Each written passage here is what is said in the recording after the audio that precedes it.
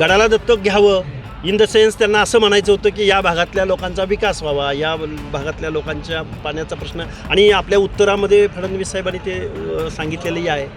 खरं तर बीड जिल्ह्याच्या ग्रामीण भागामध्ये अशा पद्धतीचे सप्ताह होतात हे खरं तर महाराष्ट्राला कळायला हवं असं मला वाटतं. म्हणजे महाराष्ट्राला माहिती नाही असं नाही मला म्हणायचं, पण काय परंपरा आहे आणि काय या लोकांची भावना आहे हे या वेगवेगळ्या, कारण 91वा सप्ताह आहे, 93वा सप्ताह आहे, 93 वर्षाची परंपरा या बीडच्या भूमीमध्ये आपल्या संत महात्म्यांची विचार आचार आणि देव देश धर्म माती या सगळ्या गोष्टी धरून बीड जिल्ह्यामध्ये ज्या काही गोष्टी होतात या खरोखर उल्लेखनीय आहेत.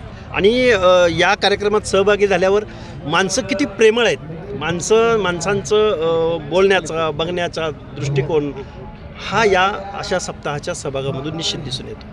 मात्र आज इथं फडणवीस देखील आले, त्यांना गडाने दत्तक घ्यावं, गडाला त्यांनी दत्तक घ्यावं अशा पद्धतीची देखील भाषा बोलली गेली. बघा, ज्यावेळी राजा म्हणजे आपल्या राजसत्तेचा प्रमुख ज्यावेळी आपल्या भूमीमध्ये येतो, आपल्या गावामध्ये येतो, आपल्या खेड्यामध्ये येतो, आपल्या माणसांमध्ये मिसळतो, त्यावेळी राजकीय सत्तेच्या प्रमुखाकडून अपेक्षा असतात गडाला दत्तक घ्यावं इन द सेन्स त्यांना असं म्हणायचं होतं की या भागातल्या लोकांचा विकास व्हावा, या भागातल्या लोकांच्या पाण्याचा प्रश्न, आणि आपल्या उत्तरामध्ये फडणवीस साहेबांनी ते सांगितलेलंही आहे.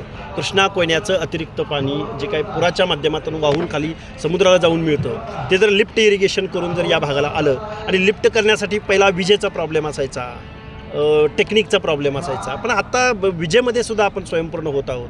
मग या सगळ्या गोष्टी डोळ्यासमोर ठेवल्या तर कृष्णा कोयनेचं पाणी जे अतिरिक्त वाहून जातं आहे ते जर इकडं लिफ्ट करून जर इकडं आणलं किंवा सायपन पद्धतीनं जर आणलं तर मला वाटतं निश्चित हा गड दत्तक घेणं हे शब्दशः अर्थ घ्या किंवा लौकिक अर्थ घ्या हे प्रसिद्ध हे होऊ शकतं. मात्र बीड जिल्ह्यामध्ये जर बघितलं तर गडाच्या बाहेरून राजकारण देखील खूप मोठ्या प्रमाणात होतं. तसं पाहिलं तर हे गड हे आध्यात्मिक आहेत, मात्र हे राजकारणाला एक वेगळी किनारा देखील याला.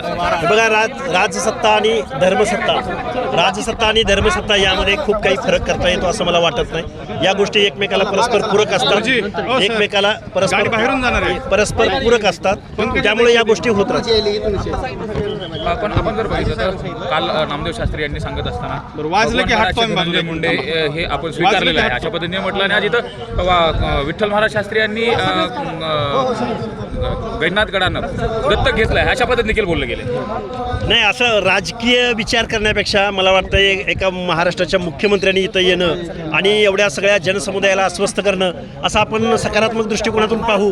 किमान या सप्ताहाच्या निमित्तानं का होईना इथल्या समस्यावर मुख्यमंत्री महोदयांनी आपलं मनोगत व्यक्त केलेलं आहे, त्यामुळे आपण प्रत्येक वेळी राजकारण करण्याची आवश्यकता नाही.